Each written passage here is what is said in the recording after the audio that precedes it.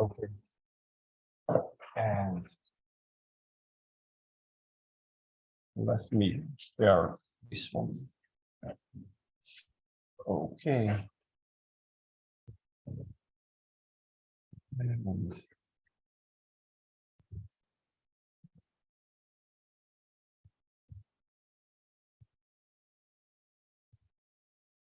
okay, can you see my lighting presentations now? So everyone's here. Okay.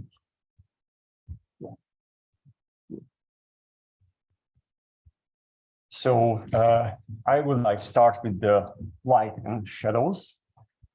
Okay, just a minute. I would like start with the light and shadows. Also, a little bit go back to the previous centuries and bring some examples from the old masters. And this chiaroscuro, I hope I'm pronouncing well. This came from Caravaggio, and he was a really great painter from the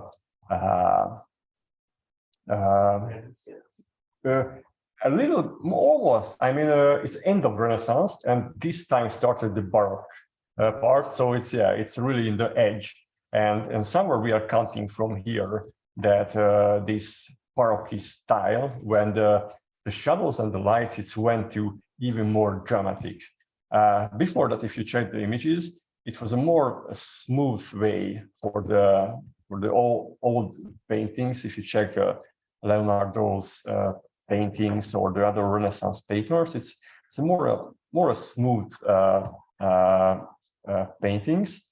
And here is really strong light and shadows, because they just figure it out that with the light and shadows you can really lead the eyes. So basically you can really put focus wherever you want. And these few examples just show that how strong these ones. So it's also images from Caravaggio, and if you see these strong shadows here in the wall, this shadow is pointing for these characters, and all the hands is the light how it's playing and shining the different parts of the bodies is helped to showing, pointing for this character. Probably he's the guilty or something, and every other parts, I mean the light in his head, legs, just pointing that direction. And basically you can just, with a piece of brush or pen, you can just connect these shadows and lights, and this makes a really nice circle on the image. So showing here, the light is coming here after there. Here's a little curve, goes down, and after here, this is also pointing here. This goes up, down, up, and basically it's the painter helped to you analyze the whole image. And you know, this is, I mean, yeah, it would be nice to see a bad example next to this image, because sometimes if you know, just watch an image and there is nothing interesting lighting, so maybe it's a lack of contrast, or maybe not balancing the light and the shadow parts. It's simple, you just lost in the image, and it's really hard to, you know, decide where you should see on the image, which part is the focus points, and I'm just feeling alone if there is no any focus point on the image.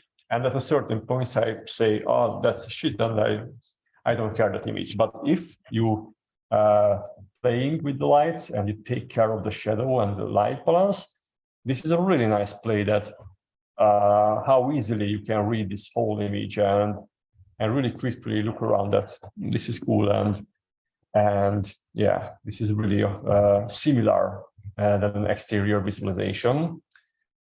The other great master, Rembrandt, of course, he's more famous from his portraits.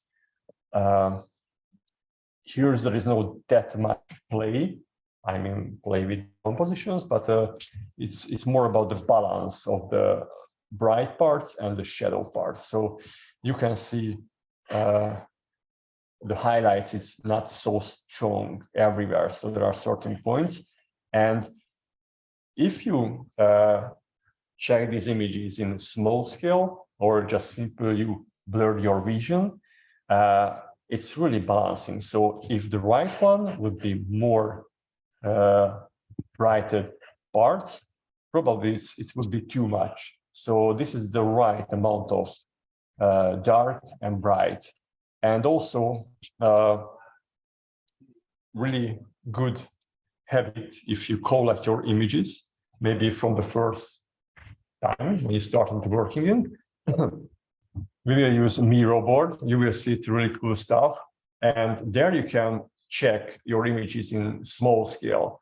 And this is really important to check your images in thumbnail size, because if it's working with in thumbnail size, probably it will working in the full size as well. But if it's in small scale, it's lost. And again, if you just see the Rembrandt image, it's small, you blur your vision, this is balancing. And also if you check your image, and maybe if your image in small scale just lost, maybe sometimes I make my image really small and simple, the building is disappear. Or simple just the whole images went to some dark spots. That means that probably the lighting is not good on the image. So you need to recognize also in thumbnail the building and the different parts. And that's why it's a good example, Rembrandt, because in really small scale, you can recognize the portrait and the balanced image. This is a kind of good, also a good image to show how important these contrasts, because basically contrast in value is easy for the eyes to see. So that's the reason. It's the contrast just naturally really easy for the eyes.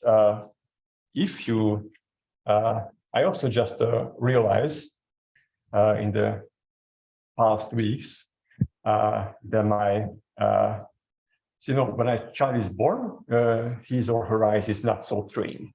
Basically, they are almost, not blind, but not see too much. They are usually looking for contrast because everything's blurry and not so colorful.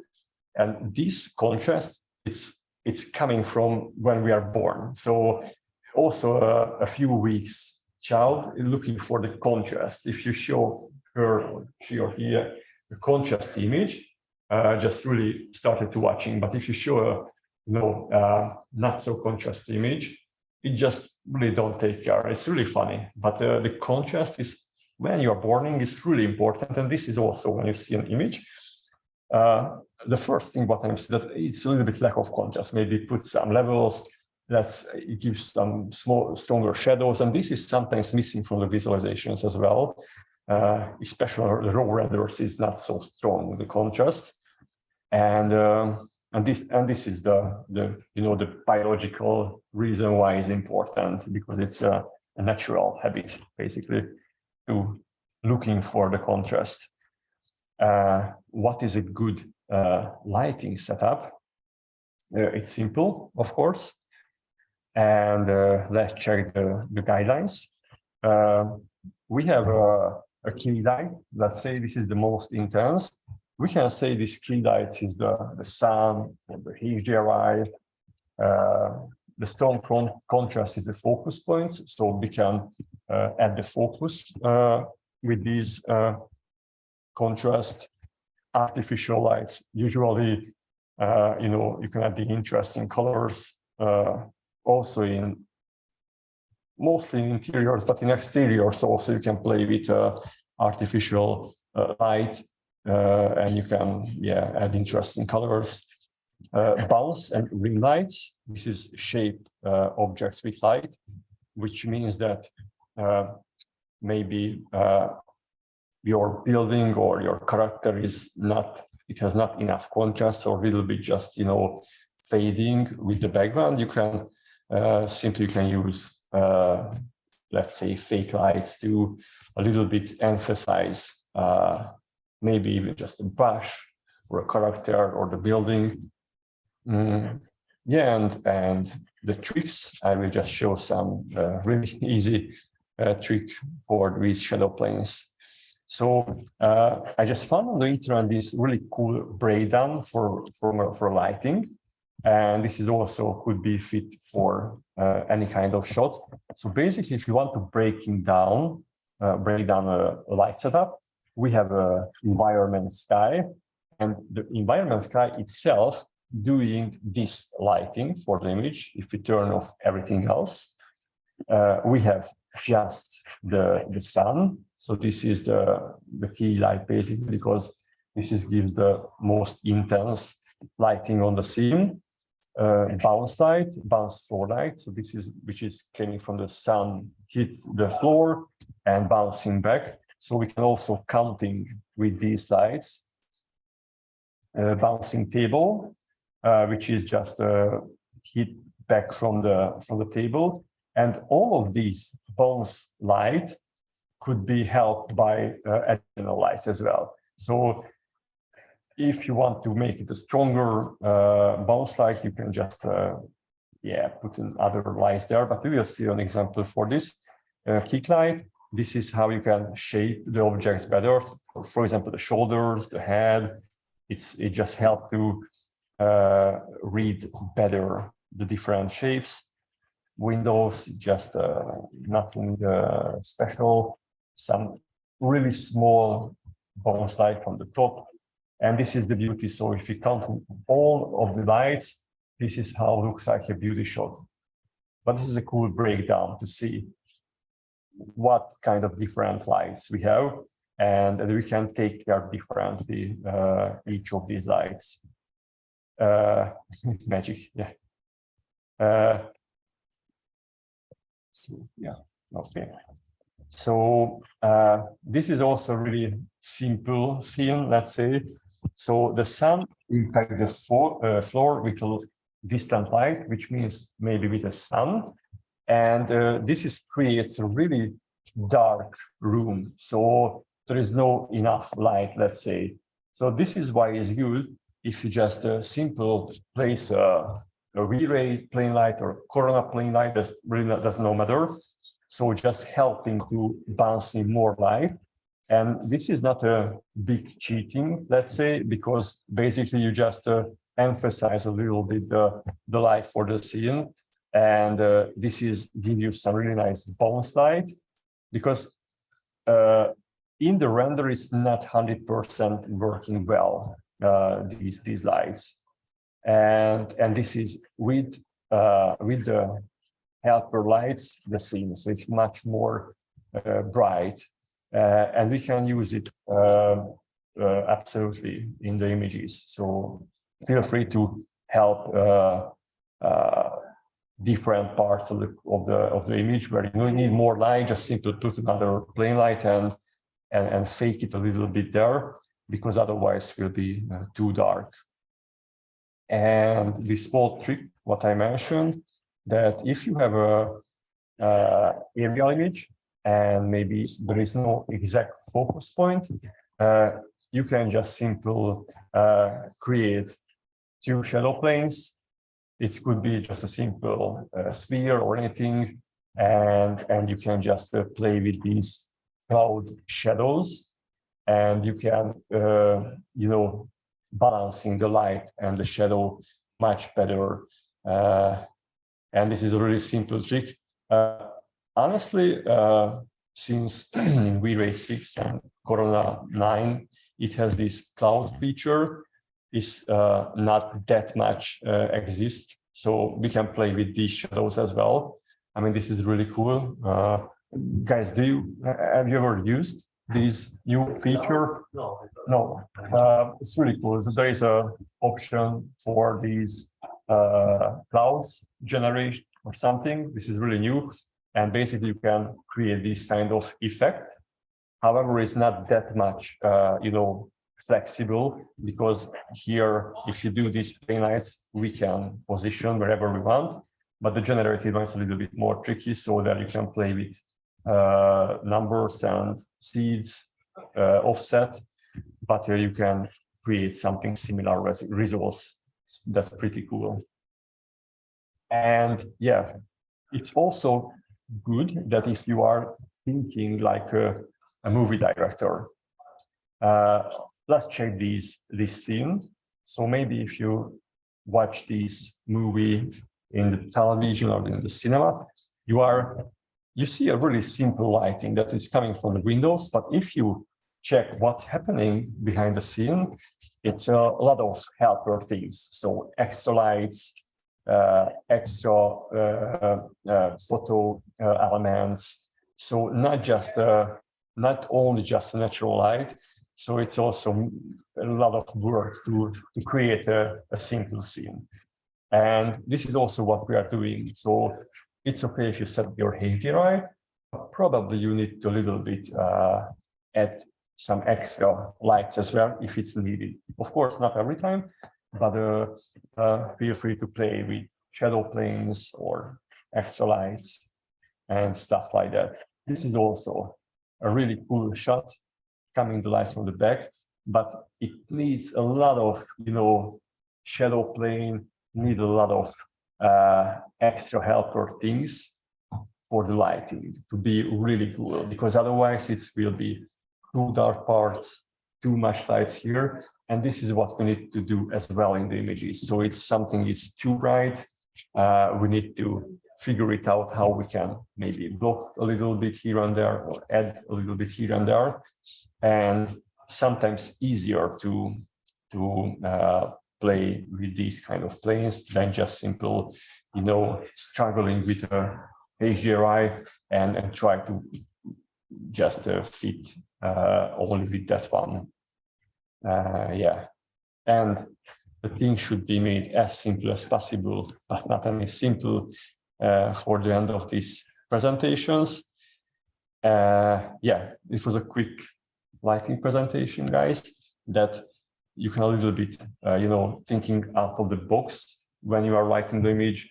So it's not only just set something, some HDRI dust image. It's a little bit more than just simple set any kind of light.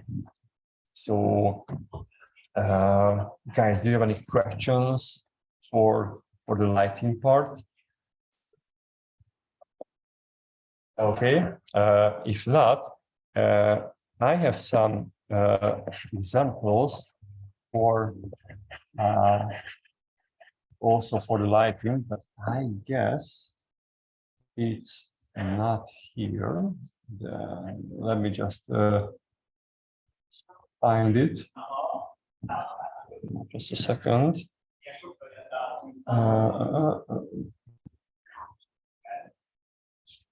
Yeah, also, guys, István told me that I wouldn't, or maybe not all of you was in the technical test.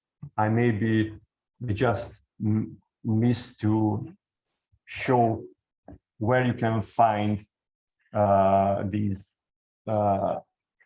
drives link. So let me just copy, and yes, Control-C, and I just go to the chat folder, and let me also, here, chat, and place it here. Yeah, so here, if you open this one, you will see, let me just close this. Come on. So you can see this one. And here the course material, and here you will find the stuff, what we will use it. So also the presentations you can reach, and oops, not this one. Our participants also will be here, but István will be fill up this part but here you can find things. Yeah, I think lights. Okay, but we will. May I ask the presentation that you show? Will you upload it on the? Yeah, exactly. It will be uploaded to the drive as well. Yeah. I will just ask István again that it should be uploaded, but it will be. You can reach definitely. If it's not here, that's not a problem because it will be here. So. Okay, so will be on the presentation folder. Yeah. If something change or not, will be not here. I will just check it later. Yeah. Okay. Cool. So, but I have another one. Just let me find because it's not saved here. Yeah, because previously this hybrid course was fully online, and I did this from home. So this in the office. It's a little bit mixed now. Where are the stuffs? So I just quickly want to find these courses. Just give me a second.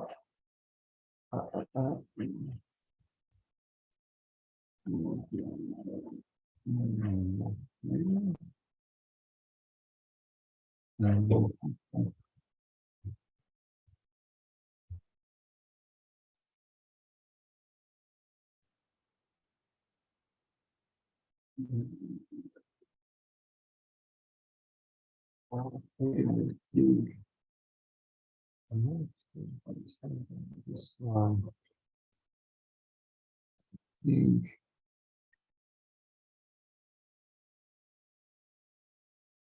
I think. Yes, here will be. Yeah. And this one. Oh, come on. This one. Actually. Yeah, lighting scenarios in visualization. Just I would like to run through all these ones. Day. So what the important part on a day shot. So if you check these photographs, the key elements here, the contrast definitely. So play with the light and shadow part. And maybe if you need to mention one other thing, the glass reflection and the sky color should be matched. This is the most common issues in exteriors. If we talk about day shot, that somehow still the engine is not correctly rendering the glasses. Sometimes yes, but sometimes it's not so correct. So usually in Photoshop, we fix these colors to be matched. And again, if you blur your vision, this is really nice. The dark, bright part, again, dark part. So it's really balanced. This is important that it has a really cool contrast. So this is the key of a day image, that it should be really nice contrast. Also, if you see the first one, the glass part in color-wise is matching. Of course, it's a bit darker because it has a tint of it, but the contrast is really strong in a really good way. So also in the trees, and on the facade, and also here in the left thumb. Here also really nice shadow parts, bright parts, just a good amount. So all of these three images is a really good reference for a day shot. Magic Hour. This is first time, it looks easier than set a Magic Hour scenario or light setup, but there are many different aspects, but you need to keep in mind. So gradient light on glass. So when the interior light is met with the environment light. So you can see that this effect, it's really nice if you can reach it. So not completely lighten up all the windows, maybe like, let me just draw in here a bit. So here and here, of course, definitely good if you have some strong interior lights, but what we have here, this is really nice. So this gradient, or this is in the very deep part of the interior. There is a light source somewhere in the room, and it's just fading the light out, and from the warm it goes to this more gold, bluish cyanide tint. And also, if you check, for example, this part here in the third image, this is also from the deeper part of the interior. It's coming the light and just goes out, and with a nice gradient, it just turns to blue. And this is what usually it's hard to reach. Sometimes you need some extra, Photoshop touches on the image. Even better if you can reach this effect in 3D. So when you have a room, let's say from maybe top view, we have a room, and maybe here is the glass facade in the front, and here is the camera. Try to position the light every time closer to the back part of the building. In this case, it will be spread the lights that part, and probably you will have the effect for this nice gradient. But if you put the lights in the middle of the room and it's lighting the whole room, it will be just a huge bloom in the building interior, and you will lose this really nice effect. And this is important because otherwise, if we wouldn't have these cold, nice gradients, all of the lights would be this strong. It's too much, so it's not balancing that nicely. These point lights also really, really cool. So try to use these ones as a reference when you're working on dusk image. These are really cool stuff. Okay, let's clear this one.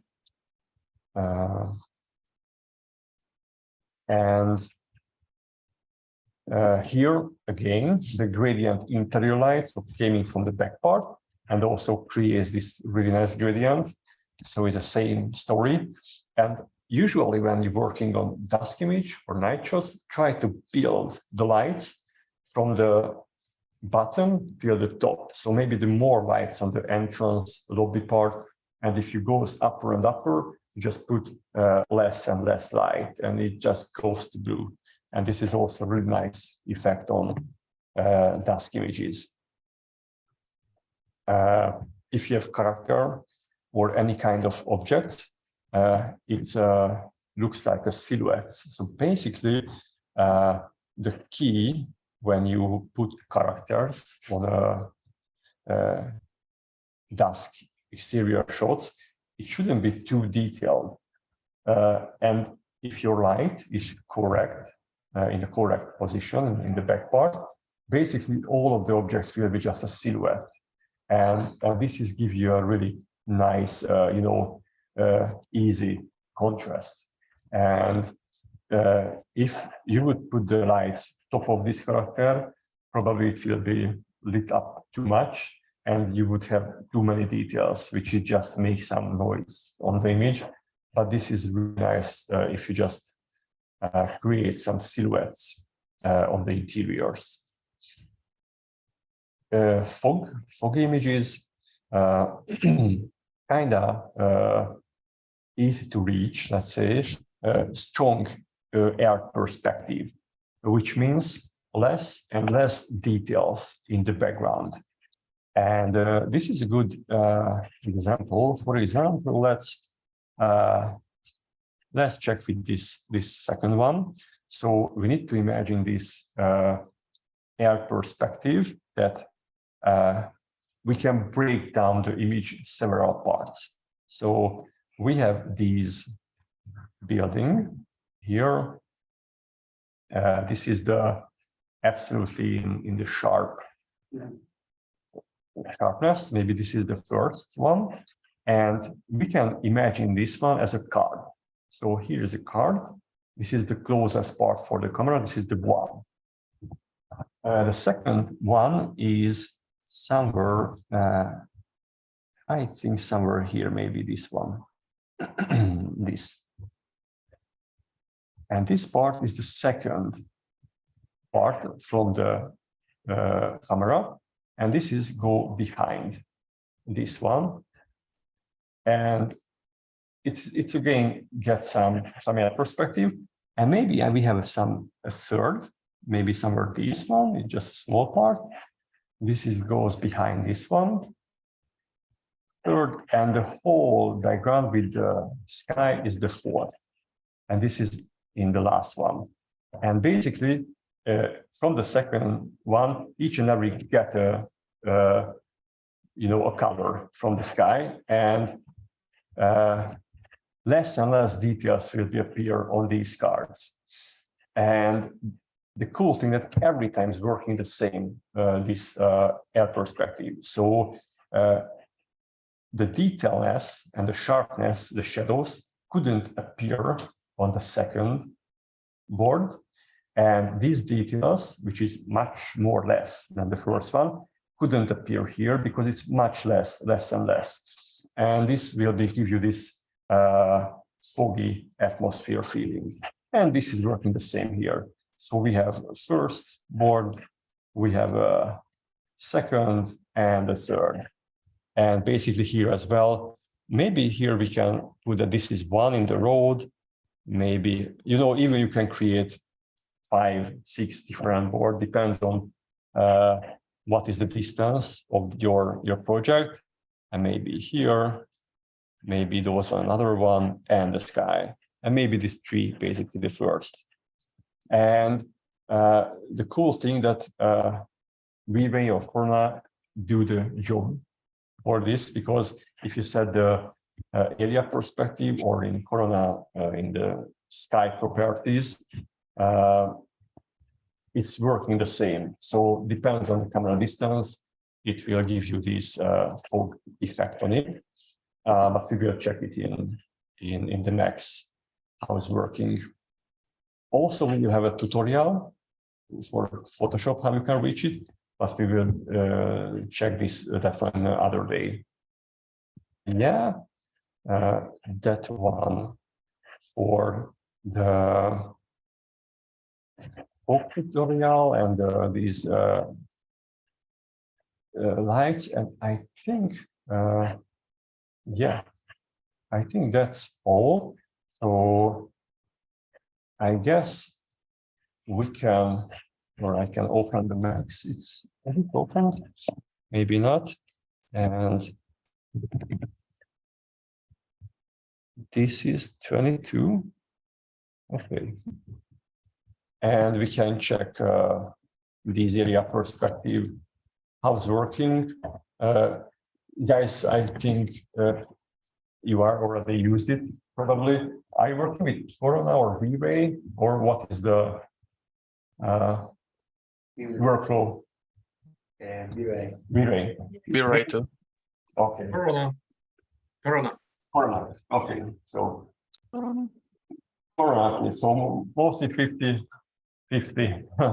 I'm also working with Corona at home. So here we will working with V-Ray. I will show it in V-Ray, but that's fine. It's almost the same. So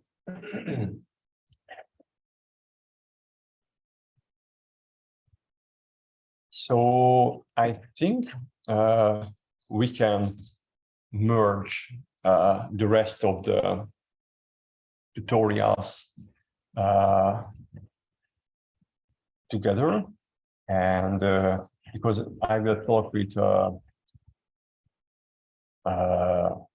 atmosphere, light mix, and tools scene manager, and I think I just come on, just couldn't manage to put here. Yeah. So, and I guess I can do it through the draft to show these things. Get started. Okay, just it's not mine setup, so maybe I'm a little bit slower to find the stuff. And let me check that I have, I guess now, the Tools Imager. Have you ever used, guys? Do you familiar with it? With this? A little bit. A little bit. Okay, that's fine. We will show some of the. Oh, just I need to sign in. Okay, guys, maybe I recommend to take a quick break. I will just get the email and the password and write. Yeah. Yeah. How do you open the Pool System Manager on 3D Max? If you download it and Yes, I have downloaded and installed yeah. it, but I don't see yeah, cool. any icon. Just right click here, for example, Yeah. Customize. Yeah. And it's another screen. Just a second. And simply go to the toolbar. I think that's the best, and go to Pools. Should be somewhere here. Yeah, it's here. And the best if you just drag somewhere in the toolbar, and it will be here after it. It's also cool if before this you just go to the toolbars and create your own. So maybe I just create a. Yes, I have my own. Oh yeah, if you have own, is the best. So yeah, and just put there, and you can open from any time after it. If you haven't downloaded, guys, yet, you can just simple go and I can go to the pool site, and you can download it from here. So choose the IO and just register your email that you're using also in the course. And there's a free trial, 30 days, but after the course, you will get, I think, a 6 months extra trial. So you can use it after it as well. So I just also copy this one to the chat folder, and you can find it here. Today, I will just show it. So mostly you will use it from tomorrow, but it's good if you download it and also install it maybe after today or after this day. Yeah. Okay. So I just gonna to find this one, logged in, and we can continue in 10 minutes. Okay, cool. Just stop my sharing and see you in 10 minutes.